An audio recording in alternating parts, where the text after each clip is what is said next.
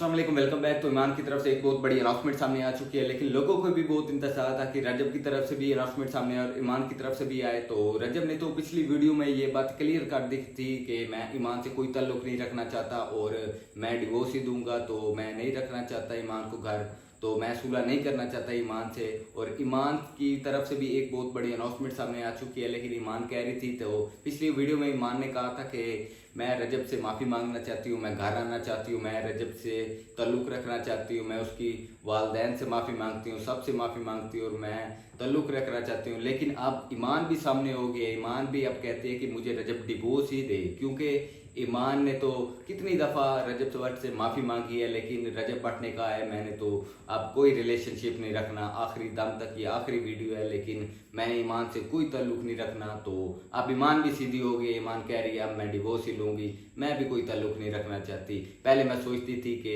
रजब का जो बेटा है इसका क्या बनेगा, ये बड़ा होगा तो इस पर क्या होगा, जब ये सोचेगा कि मेरा वालिद साथ नहीं है तो रजब साथ नहीं है तो क्या गुजरेगी मेरे ऊपर। लेकिन अब बहुत ही गहरा ताल्लुक जो था वो टूट चुका है। लेकिन सबसे पहले आप ये वीडियो देखिए, फिर मामूलात आपको पता चले कि क्या है। लेकिन वीडियो आप सुकून से देखिए, इसमें कोई चीज़ें ऐसी हैं जो कि आपको समझ आने वाली हैं, लेकिन वीडियो चले देखें आप सब। उसमें एक ही बात करते हैं, ईमान को कहते हैं घर आ जाओ, घर आ जाओ, घर आ जाओ। देखिए ये है उनका पर्सनल मैटर।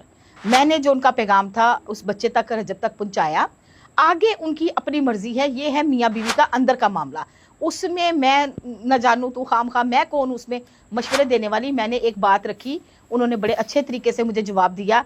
यहाँ पर मैं गलत कहूँगी ईमान को। जब बंदा अपने बहन भाइयों के हथों चढ़ा होता है ना, और बहन भाइयों की बातों की बांसुरी बुझा रहा होता है ना, तो फिर बहन भाई जो है ना वो आपको सही रास्ता नहीं देते। वक्ती तौर पे आप पैसे बनाने की मशीन तो हैं, आपके नाम का फेम तो वो उठा रहा है आपका भाई ऑन शेख को। चाहिए कि पहला स्टेप घर से बाहर निकालने से पहले दफा सोचना चाहिए कि आया मुझे शौहर का घर छोड़ के जाना चाहिए कि नहीं चाहिए। कुछ लोग बड़ी बेवकूफ़ियां करते हैं, अपने जो घरेलू मैटर्स हैं मीडिया पे ले आते हैं, मीडिया को बीच में मुलव्वस करके और फिर ये अपनी सारी चीजें बताते हैं और बाद में उसी पे मुकर जाते हैं और मलबा तीसरे बंदे पे डालते हैं। इसलिए मेरी सबको एडवाइस है कि अपने घर की, अपने बेडरूम की और अपने खानदान की जो बातें हैं वो घर के अंदर तक रखें, उसको मीडिया पे लाने की जरूरत नहीं है। लेकिन अब ईमान भी डिवोर्स लेना चाहती है, क्योंकि ईमान ने कहा है कि मैंने कितनी दफ़ा रजब भट्ट से माफ़ी मांगनी है, लेकिन रजब भट्ट ने तो मुझे माफ़ नहीं किया, लेकिन अब मैं डिवोर्स ही लूँगी।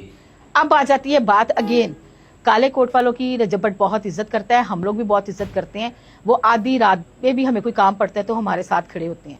कि रजब भट्ट ने आपको पॉडकास्ट दी तो आपने इसको अपने चैनल पे क्यों नहीं लगाया, आपने अपने यूट्यूब चैनल पे क्यों नहीं लगाया, आपने अपनी ब्लंट लाइन नेटवर्क पे क्यों लगाया है जहां पे आप जॉब करती हैं।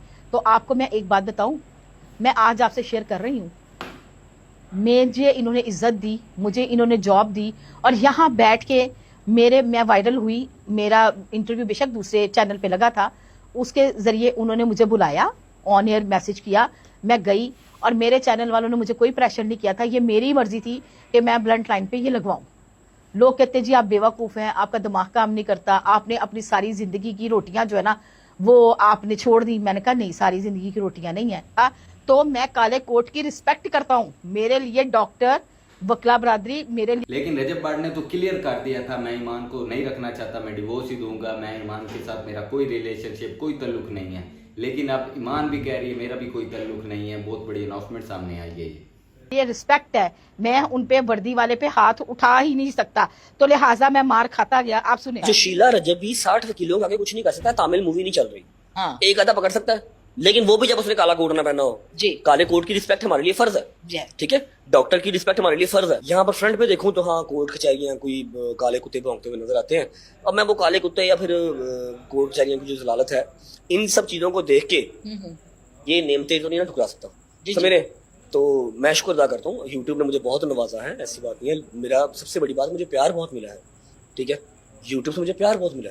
वो जो होता है, जो हेटर्स होते हैं, जो बाहर खड़े होकर जलील करते हैं, टोंट करते हैं जान के। लेकिन कई वीडियो आपने ईमान की देखी हैं, वो कहती थी कि जो ईमान का बेटा है वो बड़ा होगा तो क्या सोचेगा कि क्या हुआ है, जो मेरा बाप मुझे नजर नहीं आ रहा, वो कहाँ गया, मुझे छोड़ के चला गया है। लेकिन अब जो है, अब ईमान कोई रिलेशनशिप नहीं रखना चाहती रजब भट्ट से, क्योंकि जो ताल्लुक बहुत ख़त्म हो चुके हैं। क्योंकि जो ईमान है वो रजब भट्ट को अच्छा नहीं समझती, जो रजब भट्ट है वो ओन शेख को अच्छा नहीं समझता, जो एक दूसरे पे ये सवालात कर रहे हैं एक दूसरे को फंसा रहे हैं, तो तनकीद कर रहे हैं, लेकिन लोगों का भी ऊपर से दबाव प्रेशर हुआ है।